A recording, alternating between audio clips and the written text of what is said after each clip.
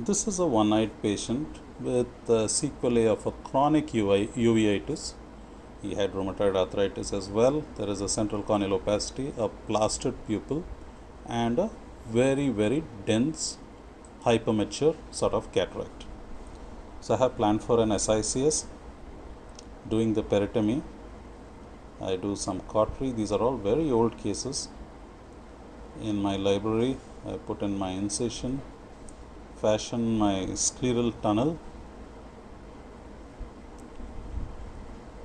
and in this case the main thing I want to show you is, because of that corneal opacity, because of the plastered pupil, how I used sphincterotomy to assist me in getting some ambulatory vision in this patient. I put in my side port, put in my keratome incision, and now I am trying to separate the synechiae with my dialer. And these are really plastered synechiae. This is a seclusio pupillae, as you would call it, and it is plastered all around the body of the iris. So very difficult to separate. However, I managed to do some separation. This is not good enough. There's a thick membrane as well.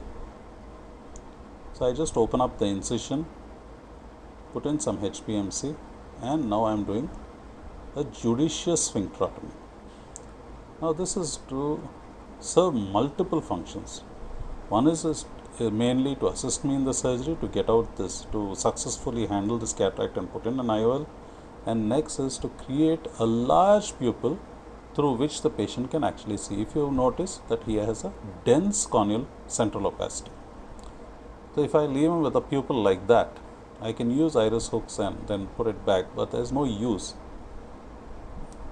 There ain't going to be enough vision after that. So now once I have done the sphincterotomy, see how large the pupil has become. And now I am trying to handle the anterior capsule, which is completely fibrosed and calcified. So no point in trying a rhexis. I am doing a can opener technique. And this is the beauty of SICS. So very forgiving surgery. You can do all sorts of things, unlike a phaco.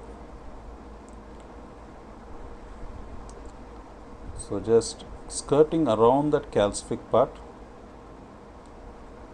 and going around the anterior capsule, and there separated. So just making sure I pull out that anterior capsular flap. No need to do much hydrodissection in this case. I take my two dialer technique and rotate the nucleus into the anterior chamber. Because of the sphincterotomy, it is sometimes it's a little tough to push it over the iris, but I have done it, and give some posterior scleral pressure, engage the nucleus in the tunnel and rotate it out. And that's it. That's a large nucleus. I don't think, it's silly to try phaco in these cases. So when you have an alternative method like SICS.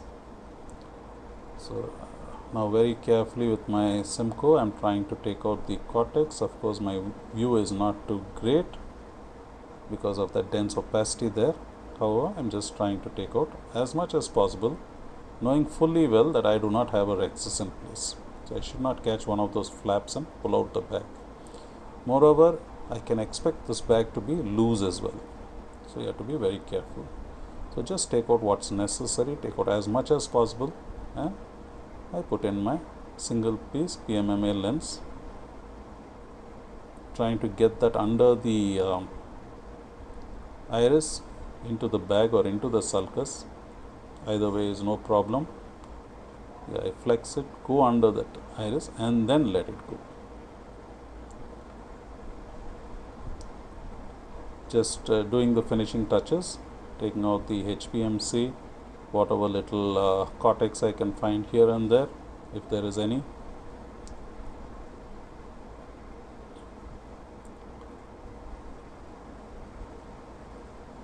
There you can see one big blob came out.